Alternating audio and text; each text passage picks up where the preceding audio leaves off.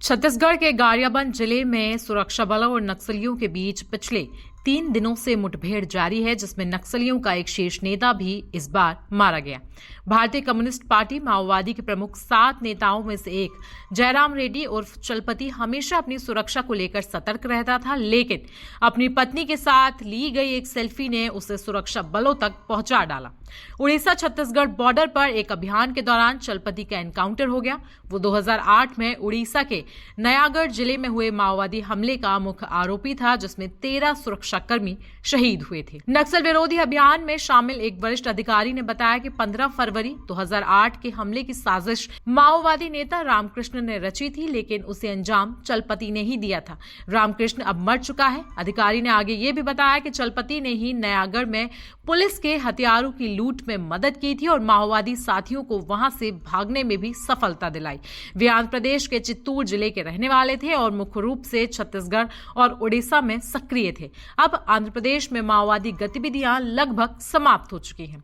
अधिकारियों ने यह भी बताया है कि 60 साल के चलपति पिछले कुछ वर्षों से छत्तीसगढ़ के बस्तर जिले में दरभा में रह रहे थे और घुटने की समस्या के कारण यात्रा नहीं करते थे। शुरुआत में वो पीपल्स वॉर ग्रुप का सदस्य था और कई दक्षिणी राज्यों में हिंसा फैलाने में शामिल रहा। स्कूल न जाने के बावजूद वो तेलुगु, हिंदी, अंग्रेजी और उड़िया भाषाओं में माहिर था।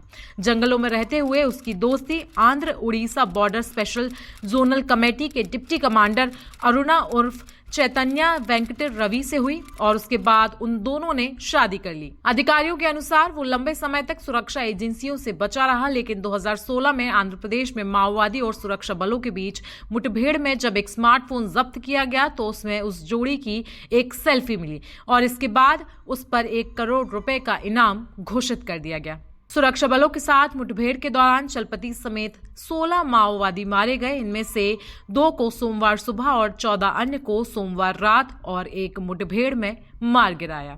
इस पूरे एनकाउंटर ऑपरेशन के बाद अधिकारियों ने क्या कुछ बताया है, हम आपको वो भी सुनवा देते हैं। ये जैसे नक्सल सूचना पर टीम रवाना हुई थी, तो इसमें कई टीमें इन्वॉल्व थी। एसटीएफ की टीम थी, जिला गरियाबंद की टीम थी, कोबरा की, सीआरपीएफ की और ओडिशा से भी एसओजी की टीम शुरू के दिनों में इन्वॉल्व की गई थी।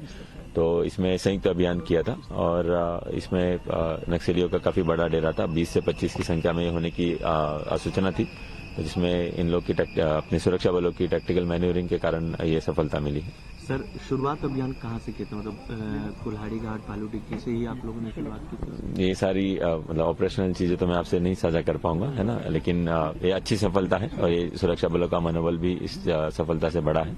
सर, कुछ जवान भी इसमें घायल हैं? इसमें 2 जवान को गोली लगी थी। इसमें एसओजी का एक जवान था और कोबरा का एक जवान था। अभी वो लोग सुरक्षित है, रायपुर में उनका इलाज किया जा रहा है। सर, इसमें कोई बड़ा नक्सली कैडर कुछ अभी सबकी शिनाख्ती की जा रही। जिस तरह के हथियार मिले हैं, ऑटोमेटिक हथियार जनरली माओवादी के सीनियर कैडर के पास ही होता है, तो AK-47 भी आज बरामद हुई है।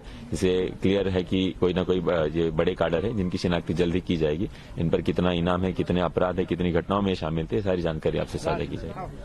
सर, ऑपरेशन खत्म हो गया? जी, ऑपरेशन अभी खत्म हो गया। कुल 72 आवर्स से ज्यादा ये ऑपरेशन चला है। 19 तारीख से सुरक्षा बल जंगलों में अपना अभियान कर रहे थे। सर, जिस तरह से आप लोग गए ऊपर, और कल भी सर ने बताया था जी सर ने कि पंचायत चुनाव या जो निगम चुनाव, उनको कुछ विघन डालने के लिए काम करें, इस तरह से सर कुछ आज भी बरामद? जैसे आप जानते हैं कि माओवादी का जो फिलॉसफी है कि लोकतंत्र के खिलाफ है और वो सभी इलेक्शन को बॉयकॉट करने के लिए जनता को मजबूर करते हैं, तो उसी तरह कुछ दस्तावेज जो प्राप्त हुए थे जिसकी अभी और स्टडी की जाएगी, तो इसमें उन्होंने आने वाले विगत पंचायत चुनाव के बारे में भी उल्लेख किया था कि उसको कैसे विफल बनाया जाए और उसमें उनकी रणनीति की बात की थी। तो जैसे हम और इस दस्तावेज को और स्टडी करते हैं तो और जानकारी आपसे साझा की जाएगी और इनकी जो योजना थी उसको भी विफल करने में हम अपनी प्रयास जारी रखेंगे। सर, पिछले दिनों इस क्षेत्र में घटनाएं कम हो रही थी नक्सल विरोधी, लेकिन इस बार एक आप लोग को बड़ी सफलता मिली। क्या लगता है कि इससे उस क्षेत्र के नक्सलियों का क्या रणनीति रहा होगा, अभी क्या मनोबल रहा होगा उनका, और आप लोग का किस तरह?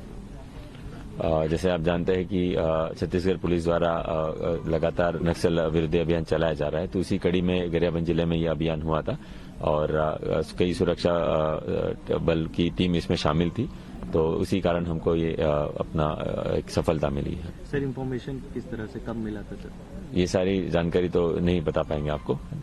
सर, आपने जो बताया कि सरकार की नीतियों के हिसाब से, जी, इसमें ये था कि जो सभी जो नक्सली है, आज माओवादी है, उनके आत्मसमर्पण नीति शासन द्वारा बनाई गई, छत्तीसगढ़ शासन द्वारा, जिसमें उनके ऊपर इनाम जो है वो उनको मिलता है, शासन की कई योजनाओं का लाभ उनको मिलता है।